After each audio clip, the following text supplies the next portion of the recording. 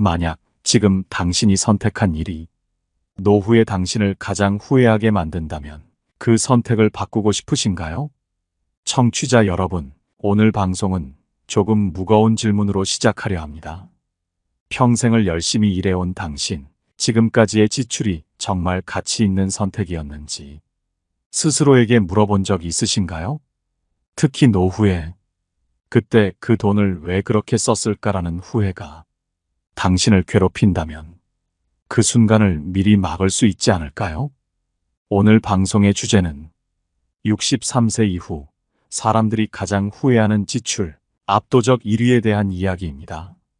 평소 우리가 아무렇지도 않게 돈을 쓰는 선택들이 노후에 큰 후회로 남을 수 있다는 점, 그리고 그로 인해 우리의 관계와 삶에 어떤 영향을 미칠 수 있는지에 대해 깊이 생각해 보려고 합니다. 지난주 한 청취자분께서 익명의 사연을 보내주셨습니다. 이분의 이야기를 들어보시죠. 저는 68세입니다. 몇 년 전 은퇴하고 남편과 함께 조용히 지내고 있죠. 하지만 최근 몇 년 동안 제 마음을 괴롭히는 일이 있습니다. 은퇴 직전에 친구들이 권한 고급 리조트 회원권을 샀어요. 노후의 여유로운 삶을 즐기자는 마음으로 꽤 큰 돈을 들였죠. 처음 몇 달은 기분이 좋았어요. 하지만 시간이 지나며 그곳에 갈 여유도 없고 사용하지도 못한 채 유지비만 계속 나가더군요. 그 돈을 차라리 건강관리나 아이들 교육에 썼다면 지금 이렇게까지 후회하지 않았을 텐데 말이죠. 그때는 이 정도쯤이야 싶었지만 지금은 매달 빠져나가는 돈을 보며 한숨이 나옵니다. 이뿐만이 아니에요. 그때는 관계를 유지하려고 친구들에게 필요 이상으로 비싼 선물을 사주곤 했습니다. 하지만 그 친구들은 제가 경제적으로 힘들어지니 거리를 두기 시작하더군요. 결국 저는 관계도 잃고 재정적 부담만 남았어요. 이 사연을 듣고 여러분은 어떤 생각이 드시나요? 혹시 나도 모르게 비슷한 경험을 한 적은 없으신가요? 사연 속 청취자분처럼 노후에 우리가 가장 후회하는 지출은 가치 없는 관계를 유지하기 위해 쓴 돈, 혹은 당장의 만족만을 위한 충동적 선택일 가능성이 높습니다. 그 이유는 무엇일까요? 우리는 인간관계 속에서 인정받고 싶은 욕구가 강합니다.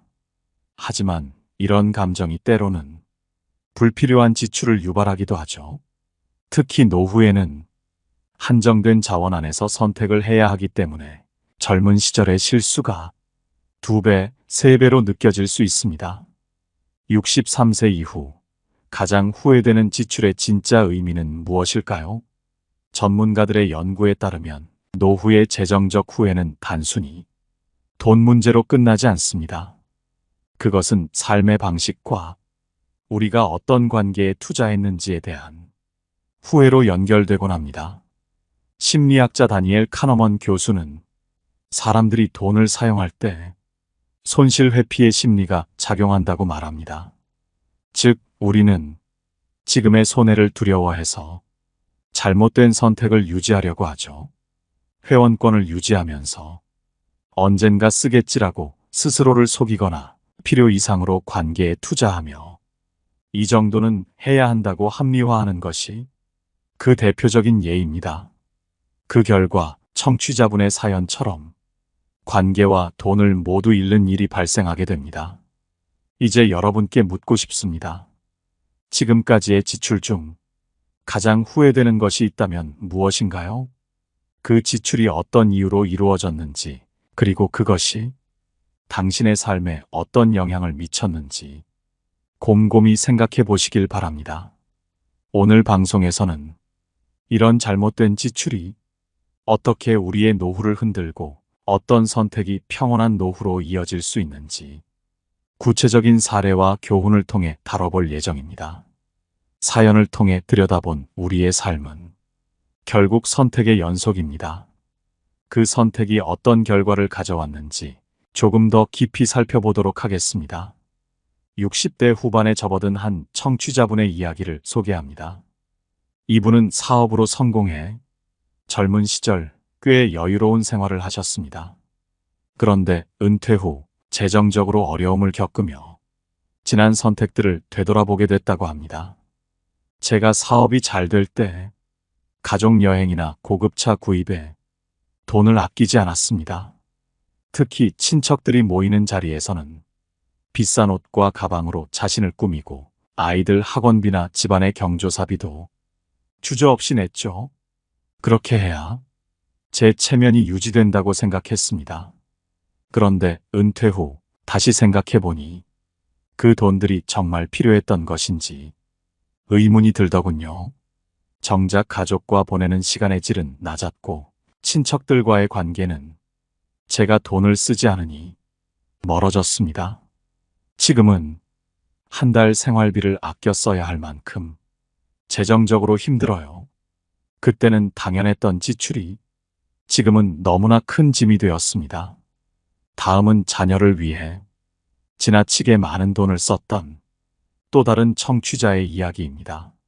저는 은퇴 직전까지 아이들 교육비로 큰 돈을 들였습니다. 학원, 과외, 해외 연수까지 제가 할 수 있는 모든 것을 했죠. 아이들이 더 나은 기회를 얻기를 바라는 마음에서 아낌없이 투자했습니다. 그런데 아이들이 다 성장하고 나니 정작 저는 아무것도 남지 않았습니다. 그동안 저를 위한 저축이나 노후 준비는 뒷전이었고 아이들은 이제 독립해서 자신들의 삶을 살아가고 있습니다. 문득 이런 생각이 들더군요. 내가 아이들에게 바친 모든 것이 정말 필요한 것이었을까? 물론 아이들이 좋은 직장을 얻고 자리를 잡은 것을 보면 보람을 느낍니다. 하지만 제 자신을 돌보지 않았던 선택이 지금은 후회스럽습니다. 아이들이 경제적으로 도와줄 수도 있지만 그 도움을 당연히 기대하는 것도 부담스러운 일이더군요. 우리가 놓치고 있는 것들은 무엇일까요? 이 두 사례에서 공통적으로 드러나는 점은 우리가 단기적인 만족이나 사회적 압박에 의해 장기적인 삶의 기반을 스스로 무너뜨렸다는 사실입니다. 전문가들은 우리의 소비 패턴이 단순히 재정 문제로 끝나지 않고 심리적, 정서적 부담을 가져온다고 지적합니다. 특히 노후에는 경제적 안정감이 부족할 경우 대인관계까지 위축될 가능성이 큽니다.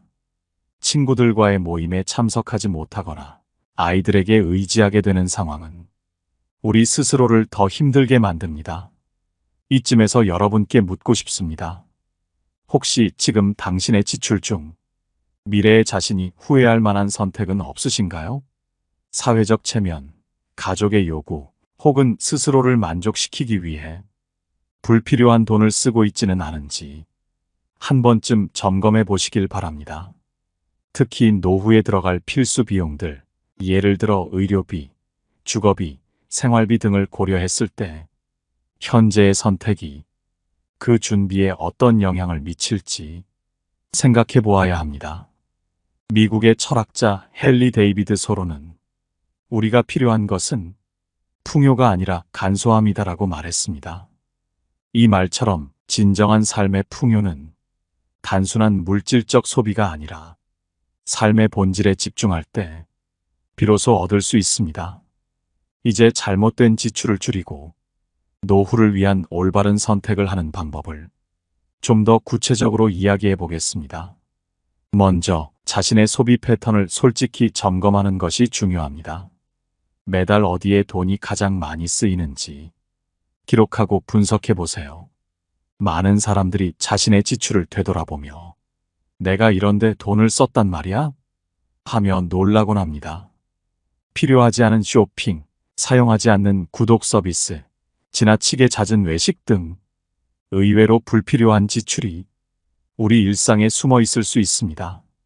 특히 작은 사치라고 생각하며 계속해서 반복되는 비용들, 예를 들어 매일 커피를 사 마시거나 계획 없이 충동 구매하는 습관은 결국 커다란 부담으로 돌아옵니다.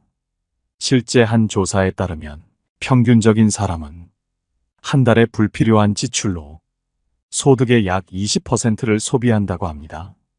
만약 이 돈을 노후를 위해 저축하거나 투자했다면 어떤 변화를 가져올 수 있을지 한번 상상해 보세요. 두 번째로, 관계 속에서의 지출을 재정립해야 합니다. 많은 분들이 인간관계에서의 지출을 단순히 돈 문제로만 여기지 않습니다. 체면, 책임감, 의무감 등이 겹쳐져 있는 경우가 많습니다. 예를 들어 친구들과의 모임에서 매번 계산을 도맡아 하는 사람들은 자신의 호의를 통해 관계를 유지하려는 경향이 있습니다. 하지만 이런 방식은 오히려 자신을 더 고립시키거나 상대방에게 의존적인 관계를 만들 가능성이 높습니다. 여기서 중요한 것은 지출을 통해 관계를 유지하려 하기보다는 돈을 쓰지 않더라도 더 진솔하게 연결될 수 있는 방식을 찾는 것입니다. 사례를 하나 들어볼게요. 어느 50대 청취자분은 매번 친구들과의 모임에서 자신이 가장 많은 비용을 부담했습니다. 그런데 정작 재정적으로 어려움을 겪게 되니 모임에 나가기조차 힘들어졌습니다. 이후 친구들에게 사정을 이야기하고 단순한 산책이나 서로 집에서 음식을 나눠 먹는 방식으로 만남을 바꿨습니다.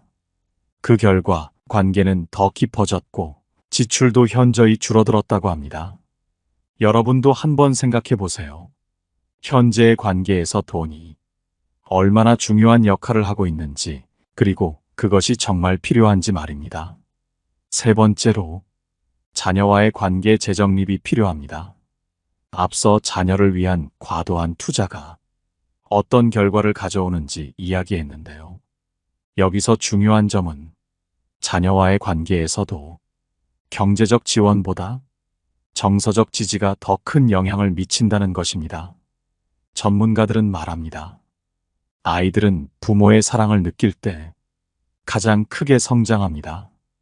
경제적 지원이 아니라 시간을 함께 보내고 그들의 이야기에 귀 기울이는 것, 이것이야말로 진정한 부모의 역할입니다. 노후를 위해 자녀와의 관계를 새롭게 정의해 보세요. 지나친 금전적 지원을 줄이고 함께 시간을 보내는 방식을 찾아보는 것입니다. 예를 들어 주말에 공원 산책을 하며 대화하거나 함께 책을 읽는 활동도 큰 의미를 가질 수 있습니다. 네 번째로, 저축과 투자의 중요성을 알아야 합니다. 이제 현재의 잘못된 소비를 줄였다면 그 돈을 어떻게 활용할지 생각해 봐야 합니다. 노후 준비를 위해 가장 기본적인 방법은 저축입니다. 하지만 요즘은 단순한 저축만으로는 노후 자금을 충분히 마련하기 어렵습니다. 따라서 투자도 병행해야 합니다. 여기서 중요한 점은 무리하게 고위험 투자를 하지 않는 것입니다. 예를 들어 안정적인 연금 상품이나 적립식 펀드 혹은 안전한 미국 국채 같은 분산 투자 방식은 안전성과 수익성을 모두 고려할 수 있는 좋은 선택입니다. 또한 가장 먼저 마련해야 할 것은 긴급 자금입니다. 만약 갑작스러운 병원비나 예기치 못한 상황이 생긴다면 이 자금이 당신을 구할 수 있을 것입니다. 지금 당신의 삶에서 노후를 위해 저축하거나 투자할 여력이 없다고 느끼시나요? 그렇다면 앞서 이야기한 불필요한 소비를 줄이고 작은 금액이라도 시작해 보세요. 미래의 자신에게 남길 수 있는 가장 큰 선물은 바로 준비입니다. 여러분은 어떤 노후를 꿈꾸고 있나요? 오늘부터 작은 변화를 시작한다면 그 꿈에 더 가까이 다가갈 수 있을 겁니다. 지금까지 우리는 잘못된 지출을 줄이고 노후를 위해 경제적으로 준비하는 방법에 대해 이야기했습니다. 하지만 노후 준비는 돈만으로 해결되지 않습니다. 오늘은 노후를 보다 풍요롭게 만드는 또 다른 요소, 바로 인간관계와 정서적 안정에 대해 이야기해 보겠습니다. 먼저 노후가 되면 인간관계는 우리 삶의 중심이 됩니다. 경제적 안정이 없다면 불안하겠지만 경제적 준비만 되어 있고 삶을 나눌 사람이 없다면 그 역시 공허할 수밖에 없습니다.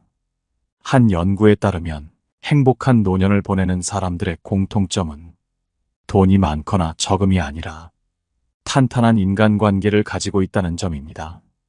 가족, 친구, 이웃과의 관계에서 정서적 교감을 나누는 것이 삶의 질을 결정짓는다는 결과죠. 하지만 노후에 들어서며 많은 이들이 사회적 관계를 점차 잃어갑니다. 직장에서 퇴직하며 동료들과의 관계가 약해지고 자녀들은 독립하며 부모와의 거리가 멀어지며 친구들과도 점점 소원해지는 것이 현실입니다. 여러분은 지금 어떤 인간관계를 유지하고 있나요? 혹시 돈으로 이어진 관계 혹은 단순히 형식적인 만남만 지속하고 있는 것은 아닌가요? 노후의 외로움을 막으려면 지금부터 진정성을 바탕으로 관계를 새롭게 정립할 필요가 있습니다. 관계는 시간이 지나면 자연히 유지될 것 같지만 실제로는 그렇지 않습니다. 서로에게 시간을 쓰고 정성을 들여야만 관계가 깊어지고 이어질 수 있습니다. 어느 60대 청취자분의 사연입니다. 그분은 은퇴 후 오랜 친구들과의 관계를 회복하기 위해 연락을 다시 시작했다고 합니다. 처음에는 어색했지만 간단한 안부 문자나 소소한 대화를 통해 서로의 안부를 묻기 시작했고 결국 정기적으로 만나는 모임까지 만들게 되었다고 합니다. 그 과정에서 느낀 행복은 그 어떤 경제적 여유보다 더 큰 만족감을 주었다고 합니다. 여러분도 오랫동안 연락하지 못했던 친구나 멀어진 가족에게 지금 연락해보는 것은 어떨까요? 잘 지내? 이 한마디가 관계를 이어가는 첫걸음이 될 수 있습니다. 앞서 자녀와의 금전적 관계를 줄이고 정서적 교감을 강조해야 한다고 했습니다. 자녀와 부모 사이의 진정한 유대는 경제적 지원이 아니라 서로의 감정을 공유하고 이해하는 데서 나옵니다. 한 부모님은 아들과의 대화가 줄어드는 것을 느끼며 자신이 먼저 다가가야겠다고 결심했습니다. 그분은 아들과 함께 저녁을 준비하고 서로 하루 동안 있었던 일을 이야기하는 시간을 매일 가졌다고 합니다. 그 결과 아들과의 관계는 더욱 돈독해졌고 서로에 대한 신뢰와 애정이 깊어졌다고 합니다. 우리도 이런 노력을 지금부터 시작할 수 있습니다.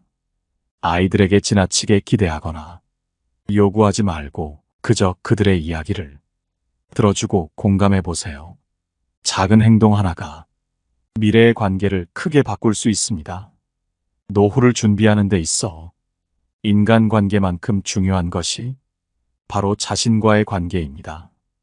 은퇴 후 시간이 많아지면서 어떤 이들은 자신을 돌보는 방법을 모르고 허전함을 느끼게 됩니다. 여기서 중요한 것은 스스로에게 시간을 투자하고 자신을 돌보는 법을 배우는 것입니다. 한 50대 여성은 퇴직 후 무기력해지며 아무것도 하지 않는 날들이 반복되었습니다. 그러나 어느 날 자신이 좋아했던 취미 활동을 다시 시작해보기로 결심했고 그 과정에서 삶의 새로운 활력을 찾았다고 합니다. 그분은 말씀하셨습니다. 내 삶을 위한 시간을 가지기 시작하니 모든 것이 조금씩 바뀌기 시작했어요. 청취자 여러분, 여러분의 삶에서 스스로를 돌보고 있는 시간은 얼마나 되나요? 지금 당장 하루 30분이라도 자신만의 시간을 가져보세요. 책을 읽거나 산책을 하거나 단순히 명상을 하며 자신과 대화하는 시간은 노후의 정서적 안정에 큰 영향을 미칠 것입니다. 마지막으로 우리가 기억해야 할 점은 노후에도 연결의 힘이 중요하다는 것입니다. 경제적인 안정만큼 사람들과의 교감과 자신과의 연결이 삶을 풍요롭게 만든다는 점을 잊지 말아야 합니다. 이제 우리가 함께 이야기했던 모든 내용을 실질적으로 행동으로 옮길 수 있는 방법을 알아볼 시간입니다. 지금까지는 잘못된 지출의 문제, 관계의 중요성, 그리고 정서적 안정의 필요성을 살펴보았죠. 그렇다면 이제 어떻게 해야 노후를 더 만족스럽게 준비할 수 있을까요? 이제부터는 실제 사례와 전문가의 조언을 바탕으로 구체적인 실천법을 알아보겠습니다. 경제적 준비는 거창한 계획이 아니라 작은 변화에서 시작됩니다. 여러분은 하루에 커피 한 잔 값 정도의 돈이라도 스스로를 위해 모으고 있나요? 이런 작은 금액의 꾸준한 저축이 노후에는 큰 차이를 만들어냅니다. 예를 들어 매일 5,000원씩 저축한다면 1년이면 약 180만 원, 10년이면 1,800만 원이 됩니다. 이 돈은 단순한 액수 이상의 가치를 가지며 노후의 뜻밖의 상황에서 우리의 든든한 버팀목이 될 수 있습니다. 또한 노후에는 고정 비용을 줄이는 것이 중요합니다. 예를 들어 불필요한 보험이나 구독 서비스를 점검하고 실제로 필요한 것만 유지하는 것이죠. 이런 세부적인 조정이 경제적 여유를 만드는 첫걸음입니다. 여기서 중요한 점은 돈이 아니라 돈을 다루는 태도입니다. 지금 여러분은 돈을 목적이 아닌 수단으로 활용하고 있나요? 사람들과의 관계를 노후의 자산으로 만들기 위해서는 지금부터 시간을 투자해야 합니다. 아까 말씀드린 것처럼 단순한 안부 인사에서 시작해도 좋습니다. 예를 들어 가족과의 관계를 회복하기 위해 한 달에 한 번이라도 가족 모임을 계획해 보세요. 특별히 거창한 모임이 아니라도 함께 식사를 하거나 함께 영화를 보는 것만으로도 좋은 시간을 만들 수 있습니다. 또한 새로운 사람들과의 관계를 만들어가는 것도 필수적입니다. 지역 사회에서 진행되는 봉사활동이나 취미 활동에 참여하며 비슷한 관심사를 가진 사람들과 교류할 기회를 만들어 보세요. 이런 활동은 정서적 안정감을 제공할 뿐만 아니라 새로운 에너지를 얻는 계기가 될 것입니다. 그리고 자신을 위한 시간을 확보하세요. 정서적 안정은 스스로를 돌보는 작은 행동에서 시작됩니다. 하루 10분이라도 명상을 하거나 감사일기를 써보세요. 감사일기는 특별한 것이 아닙니다. 그날 있었던 작은 행복, 예를 들어 맛있는 음식을 먹은 순간이나 맑은 하늘을 본 느낌을 기록하는 것입니다. 이런 사소한 행동이 우리의 마음을 차분하게 하고 삶에 긍정적인 태도를 가지게 만듭니다. 또한 새로운 도전을 통해 자신감을 얻는 것도 중요합니다. 퇴직 후 새로운 언어나 기술을 배우거나 자신만의 작은 프로젝트를 계획하는 것은 삶에 활력을 주는 중요한 요소입니다. 예를 들어 어느 70대 노인은 평생 한 번도 배운 적 없던 그림을 배우기 시작하며 삶의 새로운 재미를 찾았다고 합니다. 나이가 들어도 내가 뭔가를 만들어낼 수 있다는 사실이 얼마나 뿌듯한지 몰라요. 그분은 그렇게 이야기했습니다. 여러분도 작은 도전을 시작해 보세요. 그 도전이 반드시 크고 대단할 필요는 없습니다. 단순히 새로운 요리를 배우는 것부터 시작할 수도 있습니다. 노후 준비의 핵심은 균형입니다. 지금까지 경제, 관계, 정서적 준비에 대해 이야기했지만 이 모든 것이 조화롭게 이루어져야 진정한 노후 준비가 완성됩니다. 이 균형을 위해 가장 중요한 것은 자신의 삶을 주도적으로 만들어가는 것입니다. 누군가의 기대나 사회적 기준에 맞추기보다는 스스로 원하는 삶의 형태를 구체적으로 그려보세요. 그리고 그 목표를 향해 작은 발걸음을 내딛는 것입니다. 오늘 방송에서 우리는 노후 준비의 다양한 요소를 다뤘습니다. 가장 후회되는 지출을 피하고 관계를 정립하며 정서적 안정을 준비하는 법을 배웠죠. 여러분의 노후는 지금의 선택과 행동에 달려 있습니다. 작은 습관을 바꾸는 것부터 시작해 여러분만의 행복한 미래를 만들어 가세요. 청취자 여러분, 오늘 방송이 도움이 되셨다면 댓글로 여러분의 생각을 나눠주세요. 그리고 좋아요와 구독은 저에게 큰 힘이 됩니다. 구독을 통해 영상 놓치지 마시고 함께 해주세요. 지금까지 긴 이야기 들어주셔서 감사합니다. 노후에 빛나는 지혜였습니다.